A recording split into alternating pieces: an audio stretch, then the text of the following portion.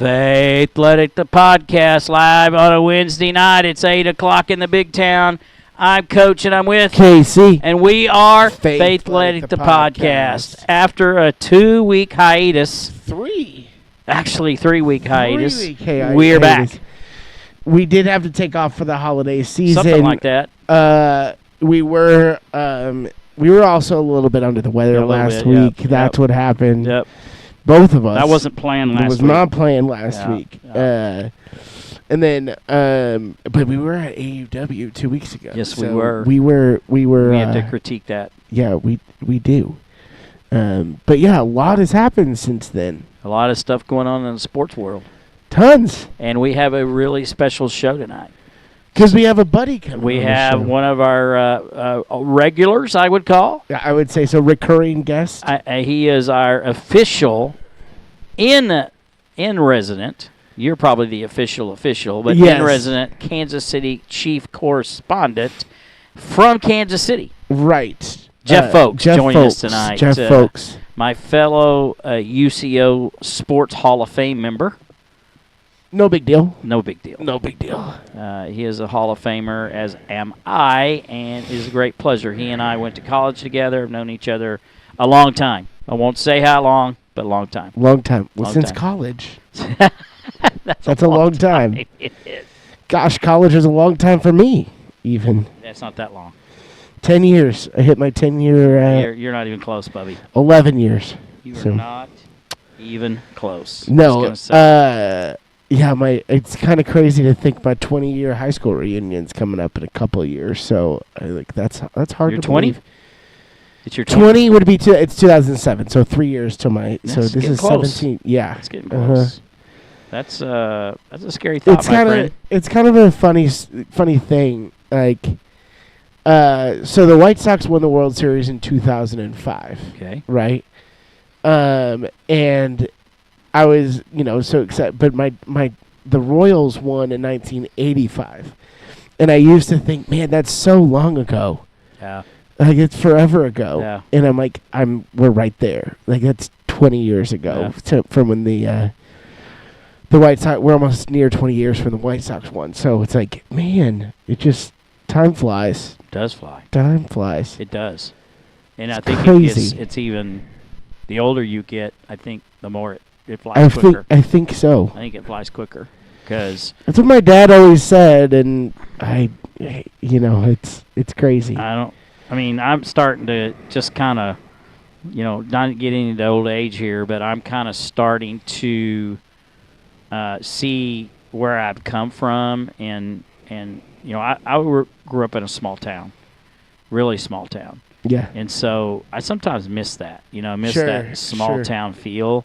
And for whatever reason this week I was thinking about it an awful lot, more than I usually do, that small town. So when you're retired and stuff like that. Well, I got a minute to go yet, but I'm not. It's not going to happen in the next 10 years. Sure. Probably. Sure. I mean, I could. You got to work. I'm a workaholic. You're like my dad too. Yeah. My dad likes. I enjoy my job. Work. Like, yeah. If I didn't like my job, it'd be a different story. Sure. But I really, really, really like my job. So that. It does make it easier. Yeah. You get to see people grow and Yep. see a lot of things happen, which is really cool. So I'm going to make sure. That's how I feel about my job. A couple of weeks ago, we had a little bit of sound issue with our our telecast, and I'm just going to make sure that we have sound. Yeah, because I think it might have been a lost episode. Yeah, there might have been 2 of them. Oh, no. Yeah, I think there were 2. And then there were 2. Let me see where the live show is right now. So let's see here. Are we working? Oh, I can't do that. I can't do it on there. Do you need me to check? This is what we do on live television. You're going to have to check it because I'm on it. There we go. I hear us. We're live. Awesome. Yes, we were great. Hey, we not only that, we sound good. We sound good. What is happening? I don't know. Wonders never cease. Wonders never cease. I actually, knock on wood, because I know I'm just setting myself up for failure here, but I actually got the cameras loaded without a glitch tonight. So Are you serious? Now, I still have the other camera that I can't figure out, but I'm running through my laptop and for camera 2 or camera 1. Sure. I'm camera 1, you're camera 2. You got the good camera, though. I mean, I don't need as much help as you do, so you got it's just the good my camera. face. It doesn't make it a good camera. Got it's a just face my radio. It's just my face. Yeah. That's what makes it a good camera, I guess. That reminds me of a story I was listening to. I may have told this before, but so I was listening to one of the Air One VJs, DJs, whatever they are, talking about when they were at the dentist, and they were talking about their niece or nephew or something, talking to the radio DJ that, there's just one of those people that have a face for radio. Yes. And she looked at him and she goes, I'm a DJ at a radio station, okay? And he said the guy at the dentist just swallowed his tongue. Rude. That's so funny. What am I then? Yeah, what do you? Love that. It was one of them. So anyway, I thought that was kind of funny. Love it. Made me chuckle.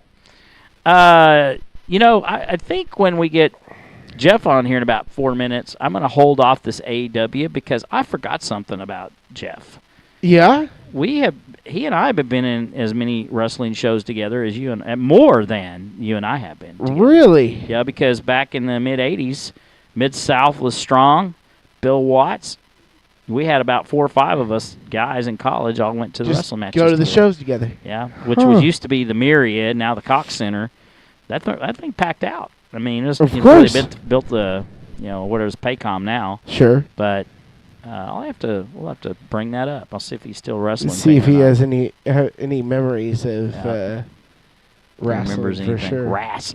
Wrestling. I think we'll wait till we get him on to kind of get into the good stuff. But there's been a change in the rankings, by the way, in our picks. Are you in the lead? I am in the lead. You are in the lead by 2 games. Hello. You were 8-5 last week. I was 10-3. You were 10-3, so I didn't have a bad week. You just had a better week. I had a better week. Dadgum. Okay. I picked against Texas. We'll look at them here in a minute, but let's see. We both picked Detroit to win, which we were kind of right, but we weren't. In the college, you missed one. You missed Ohio State, Missouri. You picked Ohio State. I shouldn't have. You should not have. I should not have. I should have known. Saw better. that one coming from a mile away. Plus, I think Missouri's good. Oh, Missouri's really good. Yeah. I just thought, I don't know what I was thinking. And then there was a couple of pro games you missed too. I don't remember what they were. Well, probably. And then you missed Florida State. Georgia. Georgia. I picked Florida State. That was silly because that was silly too. Beat down. So was that more of a Florida State didn't belong there, or more of Georgia? We should have been there. Florida State didn't have any of their players. Well, I know they that. They were all portaled. But would it have been that different if? Maybe not that different, but it would have been. It would have been different. Yeah, it would have still been a blowout. Yeah. I still think Georgia should have been in there.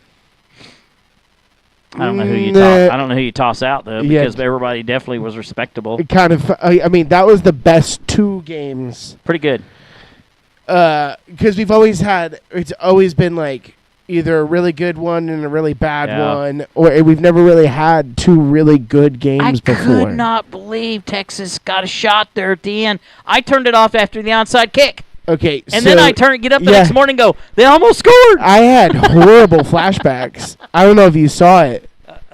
I saw the replay. Horrible flashbacks of Mac Brown saying there's 1 second left on the clock and then kicking the field goal. That's right. That's right. Horrible. Big 12 championship game against Nebraska. Yep, one of the most painful losses of my... And they put another second back on the clock. Yep.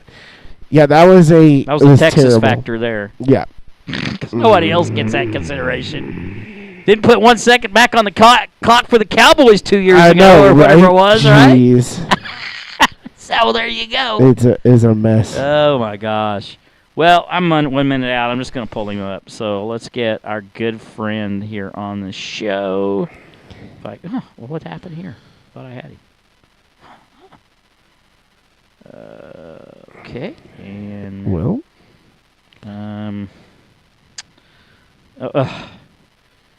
you lose his number? No, I can't seem to pull things up. So give him a second to get answered. And okay, so ladies and gentlemen, we did from time to time get the opportunity to bring people in from afar, and we are fortunate enough today to have our in-resident Kansas City Chief correspondent calling from Kansas City, my good friend, Jeff Folks. Jeff, welcome to the show. Glad to have me. Yeah, glad to have me. Love that.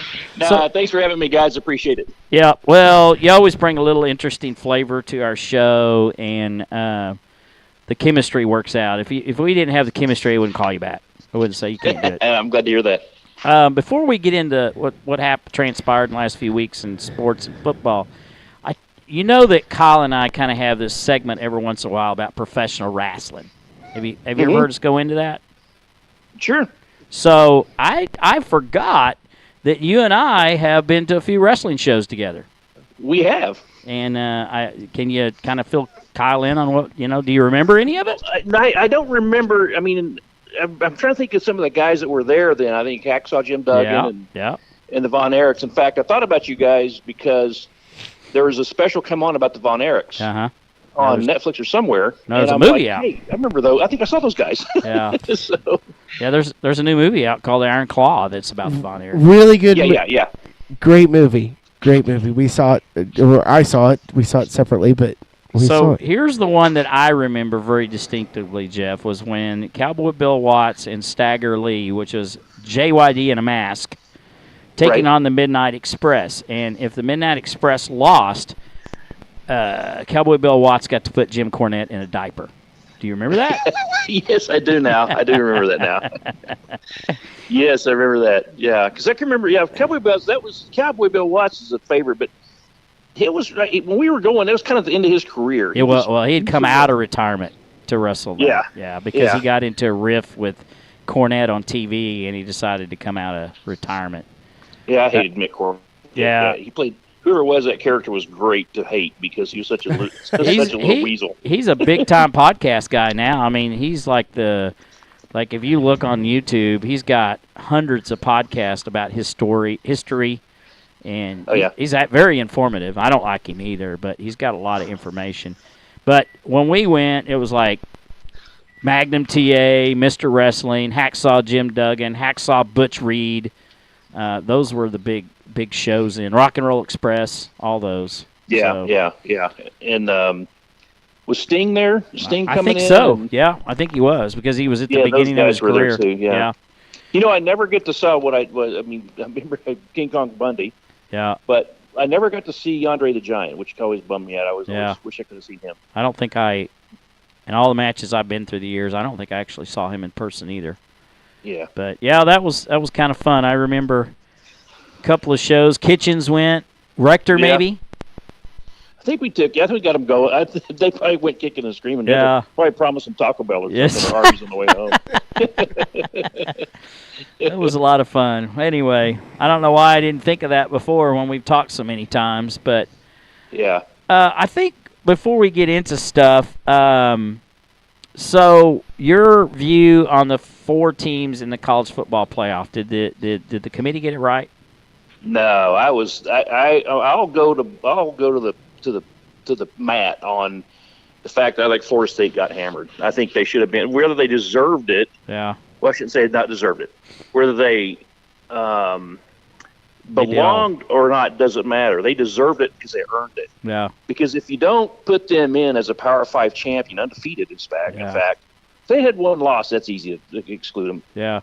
But the question, and I have a good friend here that's an Alabama alum. And of course, he thought it should have been 4 SEC teams because they're the best teams in the country. Of course, I said, well, then why play the games? If winning a Power 5, having a Power 5 undefeated champion and undefeated, then why play the games? Just go in August, just say who has the best recruiting classes, the top 2 SEC teams, and we'll just have those 4 teams play next at the end of the year. Because if you don't, and he goes, well, Georgia should be in it even. Georgia should be in front of Czech because they're probably the best team in the country. I said, well, but they lost. Yeah. They're not the best team. I thought they should have been in it. So, I thought what I would have done if I had a vote, which nobody cares about my opinion, but it would have been in some order: Michigan, Washington, Michigan, Washington, and then Florida State. And then number 4 would have been a toss-up between Texas, Alabama, Georgia, and whoever else is, they would have had a fight for it. One of those would have got picked, and the other 2 got left out. Yeah, at the end of the year, this guy's comment, and this SEC people think this way. Who's playing the best football at the end of the year? Well, Alabama was probably better than Texas at the end of the year, but Texas beat Alabama early in the year. So that's exactly how I felt. Like I was definitely on your end there, Jeff. I just why play the games? It's like you have data points that show who won. Like I clearly thought that Florida State deserved to be there after going as undefeated, even without the quarterback or not. And of course, here's the thing: they went undefeated with the backup quarterback. Yeah, they did. He played 2 games. Right. If they were that bad, they would have lost with the backup quarterback, but they didn't. So I mean, I don't know. I saw a joke or a meme that said, I think it said, after the games on Monday, it said something like, Herb Street's decided that Alabama's going to play Georgia in the national championship game because they're the 2 best teams. Sure, right, exactly. Because Herb Street's been pretty brand loyal to the whole situation all the way through with saying Alabama deserved it more. And, you could argue, look, it's hard to argue with the results that happened this week. And I told Dan, I think this was the best 2 games that I've seen put together in the in semifinal week, because usually we get a great game and a dud. So I can't fault them too much because they gave us great games out of it. Although I felt like I got whiplash from the second game. I went from muddy, gross football to, oh my gosh, nobody can stop anybody at all. Well, and how many times have Washington tried to just hand that game to Texas? And oh my gosh! Take it? Yeah, they wouldn't take it. It was wild. And now I would go back and forth between who I think is going to win this game. I think it is kind of funny though, because this year's been so chalky. It's been everybody, and it's been enjoyable. I really think it's been good. Yeah, I think it's been one of the better college football seasons in the last decade or so. But it's funny because it's just number 1 has kind of stayed. Everybody's kind of stayed near the top. There hasn't been a lot of upsets, and that's been interesting to watch in and of itself. But to see Michigan and Washington, these 2 kind of whimsical teams, instead of your Georgia, Alabama, in which I think the Big Ten has to be really happy about this final 2, because you basically get, you're getting Washington next year. So. Well, I think what's going to happen, I think Michigan's going to win, and then about 2 months from now, the NCAA is going to make them vacate it because they're going to get. They're going to get in trouble for all their. Sure wouldn't surprise me, but vacating wins that aren't. Is that really a thing? I think it's so funny. It's this exercise in futility of we know who won. Right. So well, the players get the rings, and the university doesn't have the trophy, but who cares? Yeah. No, I don't know who. I go back and forth. I mean, after watching Penix play, that guy, he's good. That guy's a real deal. Yeah, he should have won the Heisman. Agreed. But if his running back's not able to go, then that might put a wrinkle in it a little bit. Maybe, but those wide receivers are tough in Washington. I wonder. It's going to be a really, really good game. I hate that the game's on Monday, though. I always hate that. Why does this one? I guess my question is pros. We saw the Washington defense isn't that, because Texas offense isn't that great. I mean, it's not bad. It's just not great, and they made Washington's defense look terrible. But I don't know if Michigan can stop and slow down Penix, then it could be a runaway. I think it's physicality. Washington can stop anybody. I think Michigan's just a more physical team. Yeah, agreed. You think Washington is? No, Michigan. No, Michigan's a more physical team. Yeah, but that's going to be the deciding factor. Yeah, they could muddy it up quite a bit. And I just think they're on a mission. They have an agenda. They do. Yeah. And whether it's justified or not, they certainly are playing it up. I mean, they're just us against the world, and I kind of like it. I mean, I've always kind of been. I don't have a problem with either one of those teams. Yeah, I don't either. I can watch and just enjoy it. I kind of want. I mean, I really. I mean, I've been on Washington's train all year. You have. And I think I picked them to win the national championship at the beginning of the year. But I kind of am on the. I'd like to see Michigan stick it to the man a little bit, like this whole thing. Like, it does feel like they're being picked on a little bit, at least a little bit. That they were decided to be the example for the NCAA, when really this thing could all go away if they just put a green dot and a microphone in each of these quarterbacks' helmets, and this wouldn't even be an issue. My thought process was, who doesn't steal signs? So who yes. I mean, every baseball team from Little League to majors, you're looking at the other dugout trying to figure out what they're doing. And the same thing with NFL. I mean, with football, it's like the only thing is football signs are so complicated. If anybody wants to spend the time trying to figure them out, more power to you. But I mean, I didn't think it was that big a deal. I'm like, it wasn't. It just had to make something all the time out to of do it. that. Yeah, Big Ten had to make something out of it because I hate them.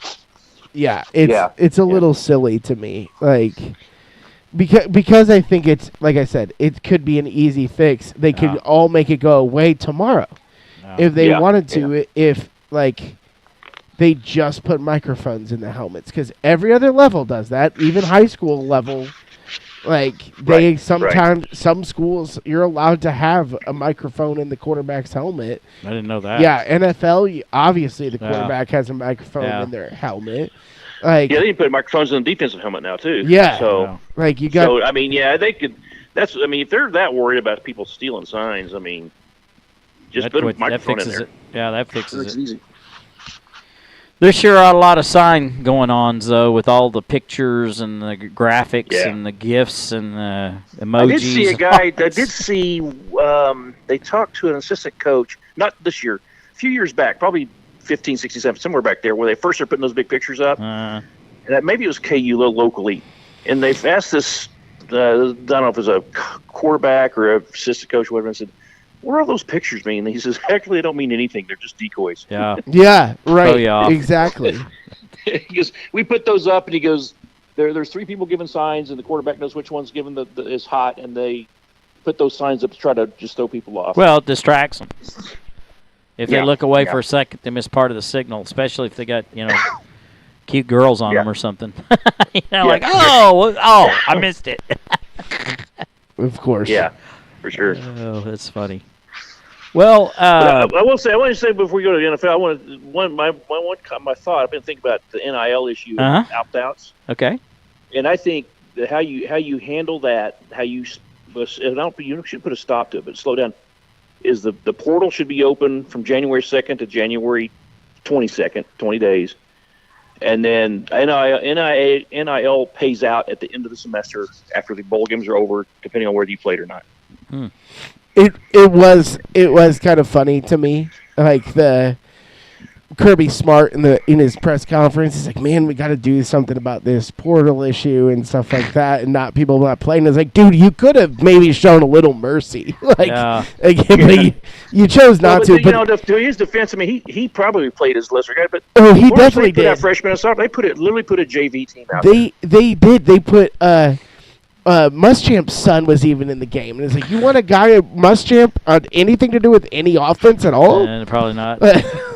Yeah. I mean, so that was, and I think they did it on purpose. I mean, I think Florida State just said, well, they had 10 of 11 starters out on defense. That's crazy. I think 8 or 11 out on offense, and then their bunch of backups. They just said, we got screwed. Screw them. Yeah. But it does, and it robs your fans. Yeah. Like, it robs exactly. neutrals as like, man, I'd really like to see that game, and especially like, it was a rough time for us. We all became Florida State fans for a minute there. Like that's tough on us. But if you just you put the portal after the season. I mean, it has to be over. Yeah, because kids, you can't hit the portal during the season. I mean, there's people announcing during the middle of the season, "Hey, I'm going to hit the portal." Yeah, well, the season's still on. Somebody made the comment, it's ridiculous to have free agency during the middle of a season, and that's what they're doing. Yeah. It is. It's like they decided that they wanted to fix this issue of like players being played, but they're like, "Hey, it's the Wild West essentially," and they have done nothing to prevent it. Like it's It's so it's almost like knee jerk with the NCAA because they, suspend Des Bryant for having lunch with Deion Sanders, but they've got recruiting going on and being paid under the table going on. Well, it's really not under the table anymore, but they're getting paid for what they wrecked OSU's whole season in 2008. So just really, exactly. I mean, just come on. So they said I saw an article or something on social media today about Rhett Bomar has now been vindicated. Of course, he got thrown out for working at a car dealership. He worked at Big Red Sports and Imports. So which they have been employing Sooner football players since the 1950s. Forever. Well, somebody had been. I mean, when I was in Arkansas, they used to pay the guys to water the lawn at the turf at University of Arkansas. It was artificial turf. They were paying them. Yeah. That's awesome. That's awesome. Go water the turf. It's just go water the turf. Okay. That's more like a punishment. Yeah. At that point. So anyway, so it's been crazy. And speaking of us against the world mentality, I have. So let me just say this. I do think that you guys, I'm going to get ganged up on here, the Kansas City Chiefs have a valid argument this year. But I'm also going to say they got benefit of the doubt a lot last year, and they have 2 Super Bowls. You guys have 2 Super Bowls to hang on your wall. The Dallas Cowboys, on the other hand, have been getting robbed for 28 years. And there's one game that they actually get favoritism, and the whole world is just thinking what a crime it is. And I'm about to throw up. I'm about to throw up. You're with him, huh? Oh, yeah, I agree. I mean, why I agree is because the officiating's been so bad. Oh, it's been awful. Everywhere. I mean, awful. And I'll say this, the Chiefs had a game where, was it the Green Bay game? Yes. Where we got a break because they hit Mahomes inbounds and they threw a flag. Oh yeah. Yep. Yeah. And you're like, well, I'm glad we got that call, but that was a bad call. Yeah. And so it's just been horrendous. I mean, the Chiefs have got screwed all year long with the no pass calls. And the thing is, and I'll say this, I don't know if you guys up here, it came out that Mahomes wasn't mad at Tony being, or saying Tony, he wasn't mad that Tony was called offsides. Because he was offsides. But the problem is Tony was offsides 4 times previously during the game. And didn't call it. They never call it. So had they called it in the first half, in the first quarter, he probably wouldn't have been offsides in the fourth quarter. Right. So that was their and then the next play, Von Miller jumps in the neutral zone during the snap, and they don't call that. And there was the pass interference that did not get called either. The week before? 2 weeks before? I think it was in the Packers game still. It was on the MVS. Yeah, it was just after the Mahomes.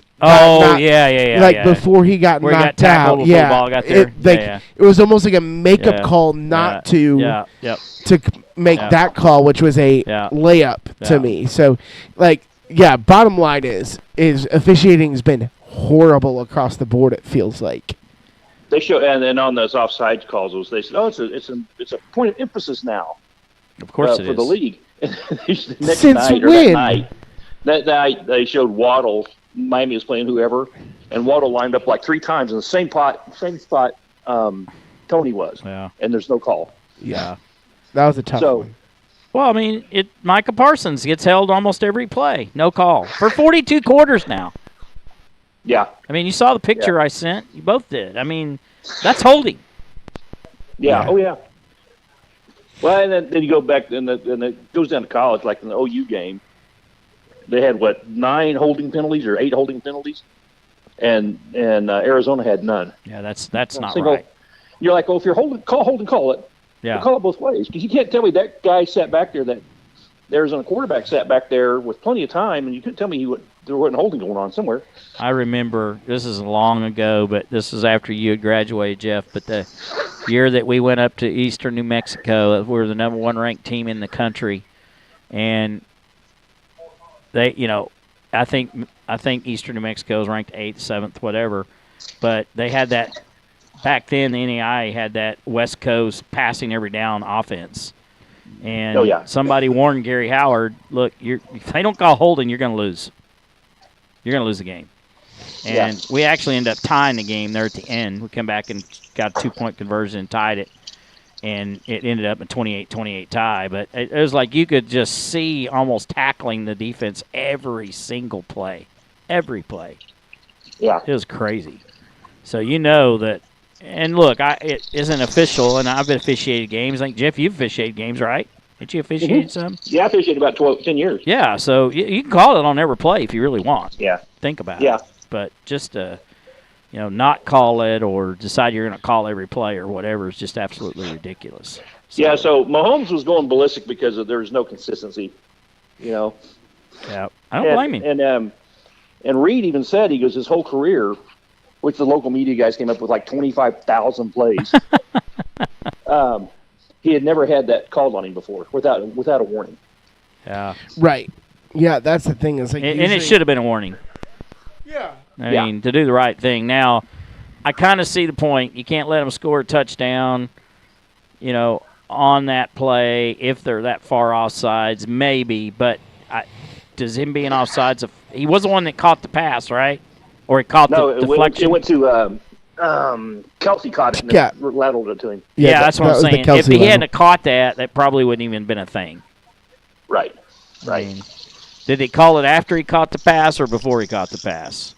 It's actually that we've always talked about this, but when on the replay, the play happens, and then Mahomes is in the pocket.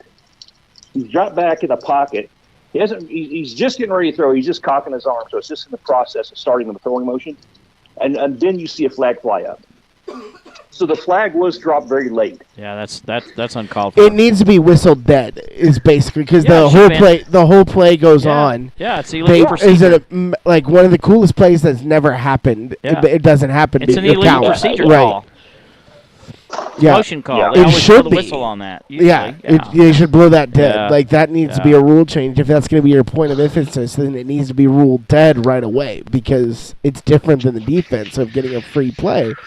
Like, I don't understand what that, like, that's what they're saying is it's a free play for the defense, essentially. Yeah. I don't understand that even a little bit, but whatever. Yeah, I mean, because the mechanic is if you don't have, like, illegal shift, illegal motion, not illegal motion, illegal formation is a live ball, so you continue that play. But false start and illegal shift and things like that, those are dead balls. You blow the ball dead. So the flag did come out very late on Tony offsides. So you think it should have come out right away. I mean, right. So shifting to the Cowboys situation, how do you think that should have been handled, Jeff? Well, I think I saw a great comment about that. It said, I don't know the coach's name in Detroit. Campbell. They made an effort to confuse the Cowboys by sending 3 guys out there to the official, and one of them being eligible, the other 2 not. And he says the comment was, so he tried to confuse the Cowboys, but he ended up confusing the officials instead, and it cost him. Yeah. So I think what he did, because I remember I watched it several times after, and number 70 runs up there to him at the last minute, and the official looks at him. But 68's talking to him too, and I'm like, there it is. They were trying to confuse the Cowboys with, okay, which one of these guys is eligible, which one's not. What doesn't make any sense is the referees go and tell the defense who's eligible. So it really doesn't. I mean, I guess you could confuse them, but like once they've told 68 is eligible, which they were told 70 was eligible, so they're not going to cover 68, right? Right. And so I don't know. I mean, if you listen to Campbell's press conference, he said that 70 and 68 reported. Well, you can't do that. Right. Not at the same time. You can't report 2 at the same time. So and I heard an interesting point from Rex Ryan on which ESPN. He hates the Cowboys, just going to say. Sure. He hates them. Sure. But it was interesting for him to talk about the fact it's like they would run through every trick play in the playbook with the referee beforehand. Yeah. So there's no way. There should have been no way that there would have been that big of an issue. They Yeah. should have gotten it right away. So, but I do agree with your point. Is if the shoe's on the other foot, like people aren't going to cry for the Cowboys. No, it'd have been just at all. about normal. Well, I mean, what if the Cowboys lose? Is there any going to be any raising a fit about that tripping call? No, because everybody, because you're just like, we've heard this before from every Cowboy because fan, it's true. Yeah, right. I mean, the tripping call was dumb. I mean, like they called the wrong guy. Yeah. And I don't think he even tripped anybody. He just stuck his leg out there, which I wouldn't even called it at all. But if you're going to call it, it isn't on the Cowboys. He didn't trip anybody. He stuck his leg out there in an attempt to trip. But in the NFL, that's a penalty. You can't stick your leg out there. Right. So I don't know. I wish that every reason I don't have this warm and fuzzies about the Cowboys is what happened to them Saturday night will end up happening on the other foot against them in the playoffs. And I told Kyle before we started the show, this is probably one of the top 3 most important games for the Cowboys in the last 28 years. This Sunday, because if you lose, you're on the road, and if you win, if you keep winning, you have 2 games at home. Right. And you need that. And then maybe, something happens to the 49ers or they start figuring out what they're doing in these 2 games and maybe they creep up on them and beat them. I don't know. They're due. I don't know. I don't think the 49ers are. I think they've been living on borrowed time because I'm not convinced that quarterback's I don't either. The stud that he is. Yep. I don't either. I mean, I just don't. I'm not sure he's, he starts. It's not like their division are world beaters. No, either. it's not. Like so it does make a little sense if you feel that way, especially with the Ravens just exposing them in the worst way. Yeah. The Ravens are the ones that are scary to me. Oh, they're scary. They're good on defense, but they could fall apart at any point in time too. They could. It's going to depend on Lamar Jackson's maturity and see what he does when they play behind. If they play from behind. I was going to say Lamar can always Lamar. Yeah, that's right. Yeah. I agree. Well, I told Kyle this off air. I look at tendencies and trends and things that don't normally happen. And 2 of the last 3 years, you've had a team win the Super Bowl that hosted the Super Bowl. And I think that one of the things that has never happened is there's 3 teams in the playoffs that are never been in the Super Bowl, okay? Lions have never been in it, the Browns have never been in it, and Jacksonville has never been in it. So, Browns-Lions in the Super Bowl? Yeah, I saw somebody pick that recently today somewhere. I was like, "What? No way!" I saw that on Facebook. Like somebody saw that. Like somebody said it was a leak from They joked that this was the leak for the script this year. The setup. Yeah. I might buy that or drink that too. Sure. But if you look at the colors too, the color scheme of the Super Bowl, colors are what it's coming to. It's purple and red. Last year it was red and green. Well, that would be 49ers and Ravens. Yeah, so it's purple and red this year, and so people are on the side that in the year before that it was orange and whoever won that Super Bowl because the Bengals, the Rams. Rams. It was Rams. So it was like Rams Bengals. Yeah, there you go, blue and orange. Yeah, so it was like perfectly color schemed basically. So yeah, who knows about that conspiracy?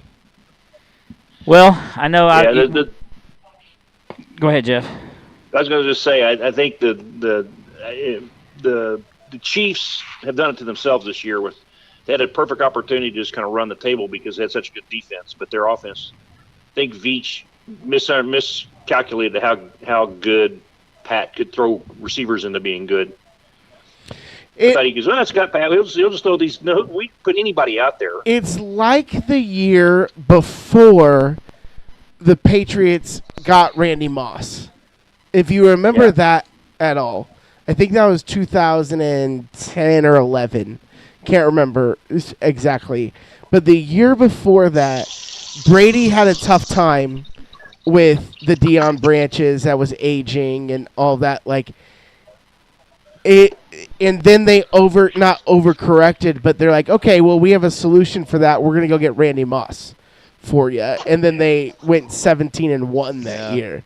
So that was that was 2007 when they got Randy Moss. Oh, was it 2007? Yeah, so I was off. So they went undefeated all year except for the last. the last game of the year. Yeah. So the Super Bowl. To me, it feels like that. So it could be like one of those things. Is like where they overcalculated on Brady being so good that he needed just at least a little help from him. The thing is, the Chiefs pass on so many quality receiver free agents that wasn't going to cost them a lot of money. Like they said, they came out last week.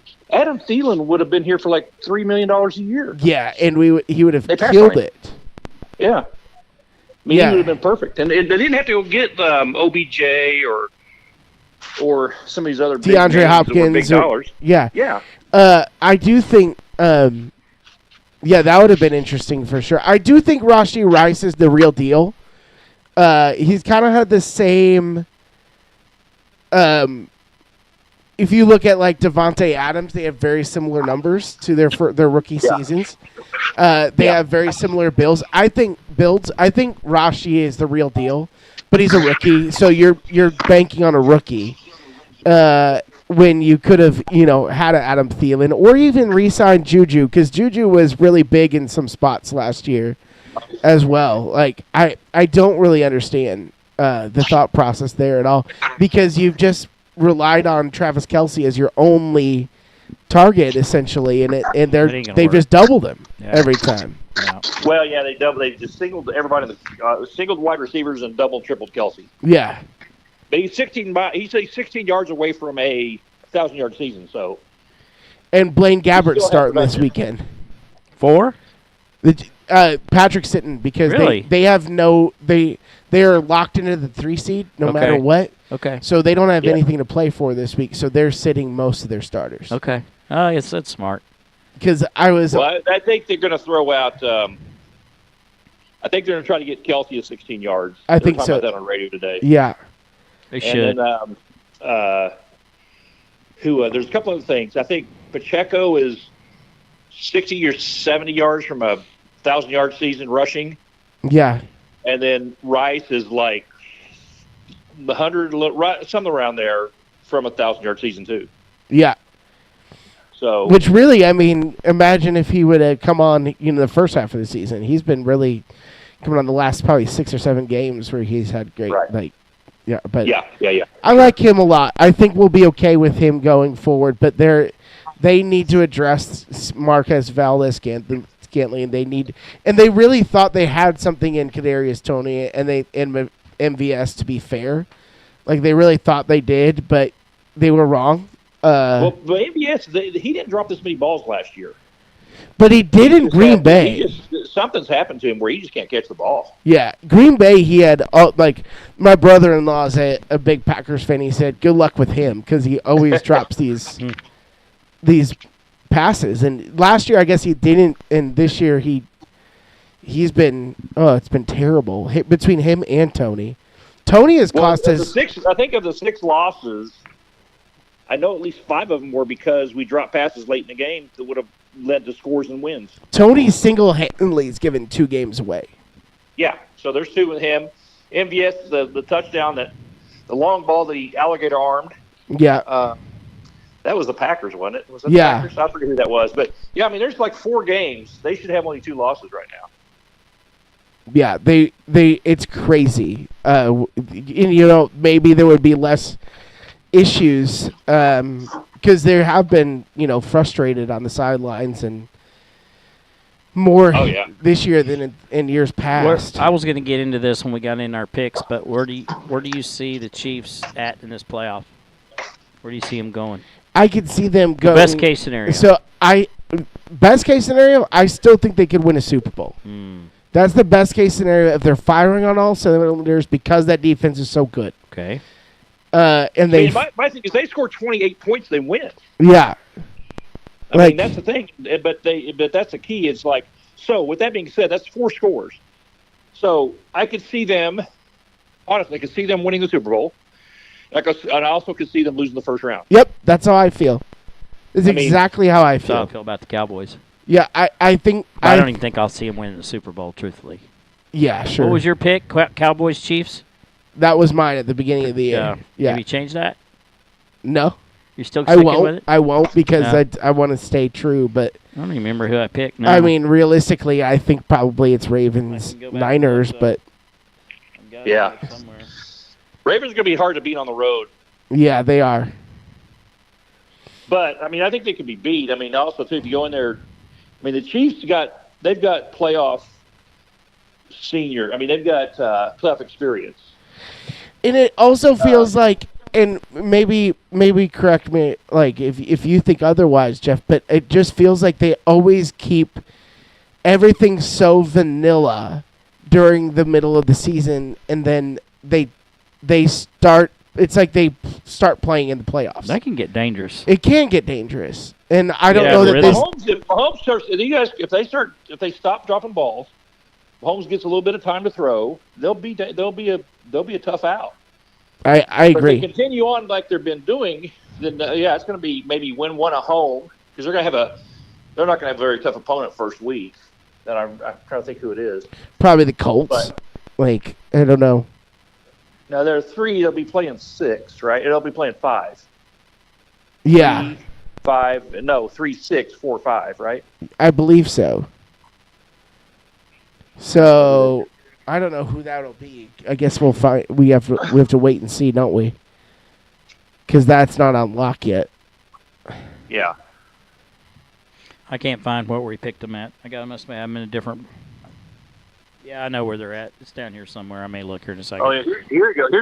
Here's something interesting. So, right today, I'm looking at the standings. Right today, Miami would play Indianapolis. Kansas City played Buffalo. Cleveland played Jacksonville.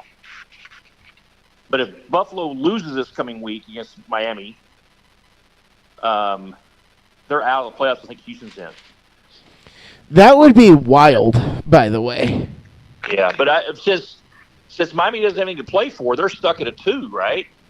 Yeah, I believe so. They may not play their starters, and that'll give opportunity for Buffalo to win. All right, Jeff. This is Jeff and Kyle. This is the way you got, and I think you picked it too, if I remember right. I think you turned this in. I don't remember. Let's see. Kyle, you had Cowboys 49ers in the NFC Championship game. I could see that happening. Mm-hmm. Yeah. And then I had Chiefs Jaguars, yeah. I thought I had you on here, Jeff, but I guess I didn't. I think you sent it to me, though. I probably would have had Chiefs Buffalo. I think you had an AFC. In the NFC, I probably would have had. I may have you in here somewhere. I got to look. Give me a second, because I'll bet you I've got you here just for funs and giggles. I'll have to go back and look into the archives, but I think that... Oh, no, that's way too... You and I had too many text conversations at the first of the season. But I think I sent... I probably would have had Philly, San Francisco, and then maybe a rematch in the championship during the Super Bowl. So, Jeff, you're saying that if the Bills win, the Chiefs, they're locked into playing the Bills? Well, not necessarily, because if Cleveland loses, okay, they'll be 11-6, and Buffalo will be 11-6. So there'll be I don't know what that tiebreaker is. So Chiefs will either play Cleveland or Buffalo. Oh, I don't like either of those matchups. Buffalo, yeah, that could be dangerous. I don't like either of those matchups. Although the Chiefs seem to have the Buffalo's number, though, lately, last few times. Buffalo seems to pee down their leg every now and then when they play the Chiefs. Yeah, that would be an interesting matchup. Both of those teams might be a problem. I don't know. I just see them, but I'm with you. I see them losing in the first round this year, rallying in the offseason. No, I don't know. It's like you can't. This is the problem. Is like, you know, I've never really had expectations as a Chiefs fan because it's been so like terrible for most of my life, I would say. So like this is still, I'm still like enjoying the ride, I would say. So I'm stuck in this weird place, like where there are some expectations, because I am frustrated because there's so many pending contracts. You have Chris Jones will be a free agent again. L'Jarius Sneed's a free agent this year. Like, they're going to lose some of their defense that has been the second best defense in the league all year, and they're going to waste this because they overcorrected and just were almost too cocky with Patrick. So it is a little frustrating in that sense, is that we're probably looking at a first-round exit. By the way, Jeff, you had 49ers, you had Chiefs and Vikings in the Super Bowl. Oh, yeah, because I was on the rematch. I was on the bandwagon of the quarterback. Super Bowl III rematch. Yeah. The Kirk Cousins bandwagon. Yeah. So, interesting. All right. Well, yeah, I'm the one that usually starts doing that. So, all right. Well, let's get into our kind of give a little history on the picks, just for me and Kyle's standpoint. So we were being neck and neck almost all season. I think Kyle at one point had a 6-game lead. I battled my way back, threw punches from the left field, got him staggered, and now I have a 2-game lead. And last week we had 13 games to pick because of all the college games, and Kyle actually missed Ohio State, missed Texas, missed Tampa Bay, missed Detroit, and missed Florida State. That was our tiebreaker. I only missed 3 games. I missed Iowa, Tampa Bay, and Detroit. So 8-5 last week for KC, 10-3 for myself. I am 2 games ahead, 111-63 to 109 and 65, and that's where we stand. Man. We're tight. Tight. And Still last tight. week we were tied up, so that's where we're standing. So we got 1 college game, 9 pro games, and then next week I think obviously we'll do all the playoff games next week, and usually or the week after we do spreads when we get into the playoffs, just to kind of make it interesting, but these are just straight up wins. So I'm going to let you lead off on the first game, Jeff. Michigan versus Washington in the college football championship in Houston on Monday. Who you got? I'm going to go Michigan. Yeah. Okay. And I will do the same. I've picked Washington to win the national championship, so I have to pick Washington, I feel like. So it's your I'm story, staying true to my word. Yep. Story and sticking to it. Houston at Indian. These, you know what? These games are going to be because teams are resting. Some teams are not resting. So this could be one of the most difficult weeks to pick. Could be tough. Could be a breaker. Houston and Indianapolis. I just looked. I think if Houston wins, they might be in. Yeah, if Buffalo loses, so they're playing for something. Okay. Well, and so I think so is Indianapolis. I think they both are. Are they both? I think they both are. I think that yeah, they definitely both are playing for something. So, Kyle, who do you like there? Between the two, I'm probably going to go with Indianapolis. Okay. I will take Houston. Jeff? What's that? Who would you like? Oh, I'm looking here. If they're at Indianapolis. I'm taking Houston. I think I'm going to take Houston too, even though they're at Indianapolis. Okay. All right, Minnesota at Detroit. Detroit got anything left to prove? I don't think Detroit has anything to play for. Yeah, but the Vikings have they're in disarray because of injury. They're still alive though, aren't they? No, they're out. Okay. Wow. I'm gonna go with the Lions. Yeah, I don't know why you would pick against them right now, because I know in Dan Campbell he's going to try to make a statement. Right. Chicago at Green Bay. So does Green Bay still own the Bears? So these are just Aaron Rodgers? That's an interesting game for sure, because they've kind of had parallel tracks this year. I think the Bears are going to win that game. Really? Yep. So Jeff, in case you don't know, Kyle is the Chiefs are the Bears are Kyle's second favorite team. Yeah, so since I lived in Chicago, he rarely picks against them, but he's going to go with the Bears. Well, they're at Green Bay, so I'm going to pick the Packers.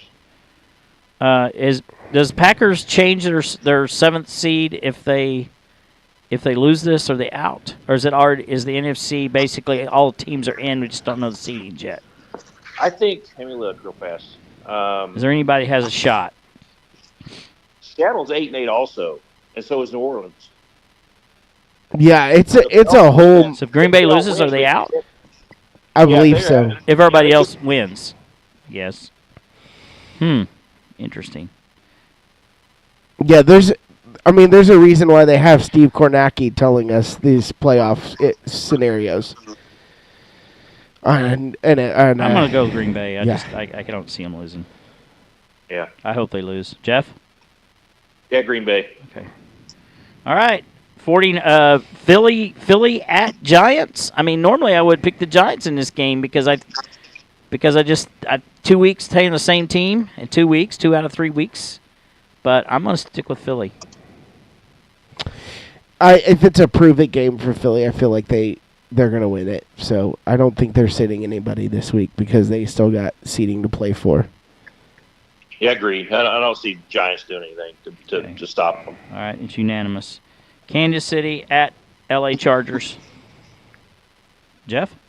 Well, I'm Kansas City. Even though they're resting people, Chargers, and they might be one of the worst teams in the league right now. Blaine Gabbert's better than Easton Stick. Yeah.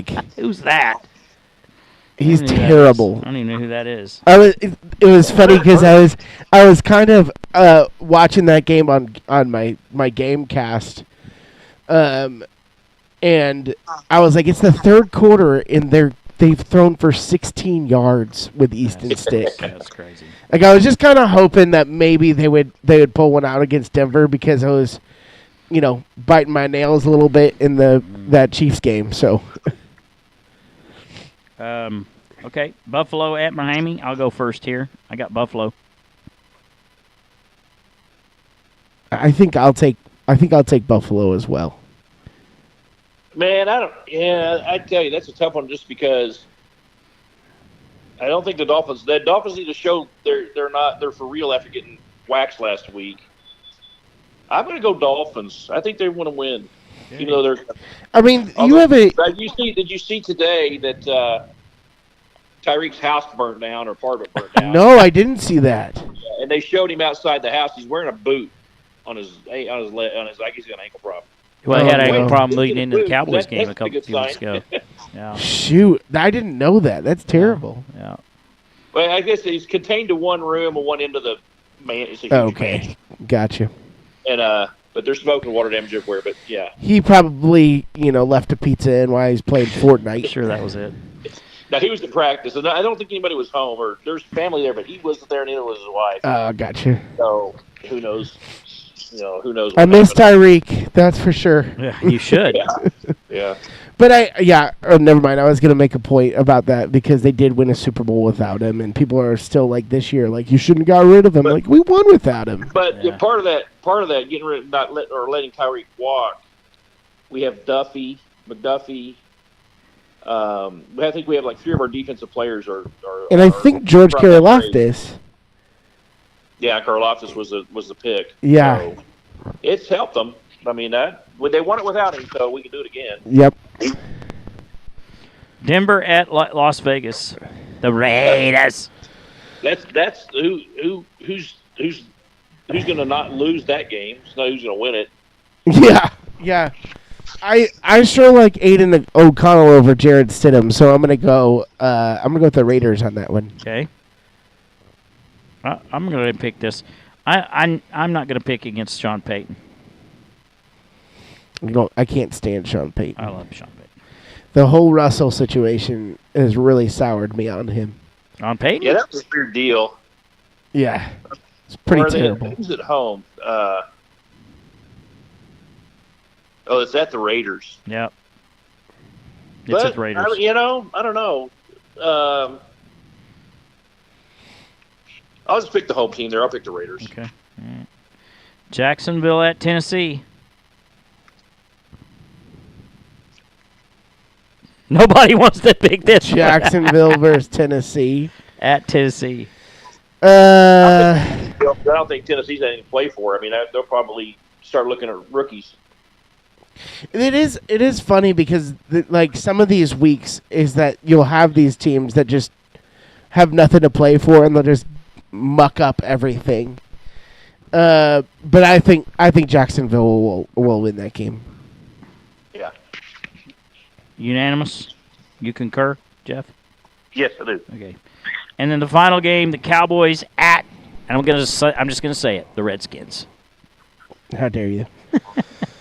I'll pick the Cowboys on this one because I think they've got to have the win. Yeah, and the Redskins defense, you made me do it. The Commanders defense is so bad. Yeah. Okay. So bad. We'll see how it plays out, guys. There's a lot of opposite picks there. Yeah. I mean, there's 1, 2, 3, 4 games out of 10 that we all have different sides, so we'll see how that plays out. We agree on 6 games, though. We're unanimous, so see how that works out. All right, Jeff, any parting words before we let you go? Nah, I think everybody have a great, prosperous 2024. Yep. And go Chiefs. Absolutely. Go Cowboys. Right your ship in the offensive end of the field, and we'll be doing great. Hey, I don't know if you before I let you go, I want to ask you something because do you think that it's a much of a shame as I do that L'Jarius Sneed is an alternate and not a starter in the Pro Bowl? Yeah, what's up with that? That's terrible. He's one of the best. He's one of the better ones out there. But you know what? Last year? Creed Humphrey's rookie year, he is the highest rated center in the NFL. Yeah, it's higher rated than even Kelsey in Philly. Yeah, and he didn't even make the Pro Bowl. Yeah, that was wild, and yeah, I was pretty. It's like the dude has not allowed a touchdown all season, and he gets the back burner. I think from that they talked about, some of the players talked, not current, but like some of the guys and veterans are still living here. They said the Pro Bowl, a lot of that is like you have to show yourself for a year, and if you do it again the second year, then you get voted in. And sure enough, Creed was the second teamer the second year, last year. Yeah. So Snead continues doing it. He'll be a starter next year. But for right now, he's got to pay his dues, I guess. That's so silly, but I get it. Yeah, it is. Well, it's good to have you, yes, Jeff. We thank you for coming on the show. That is definitely we're thankful to have you. And, yep. You bring another great football voice into our show. So thank you for coming on the show. Well, I enjoy you doing it. It's a fun time. Yep, we definitely appreciate it, Jeff. And man, take care. And any Oklahoma trips anytime soon? No, I don't know. Okay. Possibly. All right. Possibly. Holler at me. I will do it. All right, Bubby. I want to come down and see those 10th ranked Bronco basketball team. Yeah, play. they're good. They're good. And while you're here, come see the Thunder play. They're pretty fun to watch. Yeah, they probably got some players that can win games. Oh, yeah. Good deal, fellas. All right, Bubby. It's good talking to you, Jeff. Appreciate you, man. Take care. Yeah, thank you, guys. Bye. Bye. All right, that was Jeff Folks, our in-resident Kansas City Chief correspondent from Kansas City, you might add. Yep, and always appreciate having him on. Jeff and I met each other in college, both of us in the UCO Sports Hall of Fame, and just a great guy. And he's like a chemical engineer to boot. So crazy. He's even smart. Smart, dude. Not like me. You are smart. Stop that.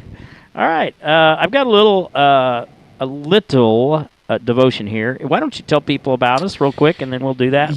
Again, we are Faithletic The Podcast. We call ourselves Faithletic because we talk a little bit about sports and a little bit about faith every week. During the football season, we talk a lot about sports, obviously, because we are football-centric, it feels like, but we'll talk a little bit more about life as the year goes on into 2024, and part of our life is our belief in Jesus, and what he's done on the cross and what he does for us and the grace that he gives. So we are thankful for what the Lord has given us this platform. Yes. And we try to honor him with that every week, with a little devotion at the end of the week that we like to call Daily at the Cross. Daily at the Cross, and it just hopefully gives people some hope. And with this time of year, I know there's a lot of people struggling with mental health issues and challenges, going through losses and being without their loved ones, and I just thought I'd pick something from there. This is called Lighthouses. Mental health challenges can make you feel like your mind is caught out in an open ocean. Some days are peaceful, while others are chaotic. Any day could bring a moment of peace, terrifying storms, or aimless drifting. How do we navigate our unpredictable mental health? Well, how can you move forward and when you don't know if our minds will cooperate with your plans, responsibilities, or your dreams? Let's imagine we're on a real ship in the middle of a violent storm. We don't have GPS to guide us, and we don't know if we're going to crash into another ship or hit a rocky cliff. Our only guide is a small point of light coming from a lighthouse on the shore. Lighthouses are helpful tools that sailors use to navigate. They don't make storms go away. They provide guidance to help sailors make healthy choices. What is your lighthouse? Who are the people you seek out when you feel down or anxious? What tools could help you find hope? Over the next few days, you can identify some simple mental health lighthouses. You can look through Scripture and discover wisdom to help you find hope and discover and hopefully that helps you. Here's one of them. Lighthouse number 1, giving yourself grace. Your mental health is connected to many things like your body, habits, relationships, brain chemistry, experiences, and spiritual health. Mental health challenges are complex and often out of control. Maybe your mental health has been impacted by world events or recent loss. Maybe you have a clinically diagnosed mental illness, or you're trying to find lasting peace of mind. No matter what you're going through, your mental health challenges aren't signs of weaknesses. Maybe you also felt shame, sadness, embarrassment because of your mental health. If so, you're not alone. But there is this thing. God isn't mad, frustrated, or embarrassed by your mental health. Instead, he wants to help you find hope and healing. So today, breathe, give yourself grace, regardless of the source of what you're facing. God is with you, and he loves you. And one of the scriptures, 2 Timothy 1:9, for God saved us and called us to live a holy life. He did this not because we deserve it, but because that was his plan from before the beginning of time, to show his grace through Christ Jesus. Amen and amen. It's a good one, huh? I love it. All right. Well, man, the plan is to be here next Wednesday night, 8 o'clock. Yes, we should be here. And then the following Wednesday, I probably won't be able to make it. Or is it 2 weeks? I can't remember. No, I can. That's right. So we won't miss any weeks. Okay. I forgot we're changing in dates. The middle of the playoffs. Well, we've got company corporate things going on, but we changed the dates, so I don't have them on a Wednesday. Awesome. Which we normally would. So we're good. All right. Well, it's been fun and real. Let me see if I can pull something up here real quick as we close out. You got any parting words while I'm doing this? Nope. No, you gotta have We'll something. see ya next week, folks. Maybe. Okay. Give me a minute here. I always like to close out with music, so if I don't get there, then we'll just do it silent. But, lo and behold, there we go. We're almost there. We're almost there. We're almost there. We're almost there. Maybe. Efforting. Oh. I will say my parting words are, love you guys. Yep, that's a good one. Here we go. Maybe. There we go. All right. I'm Coach, and I'm with Casey. And we are Faithletic The Podcast. Have a good night. Thanks for joining us.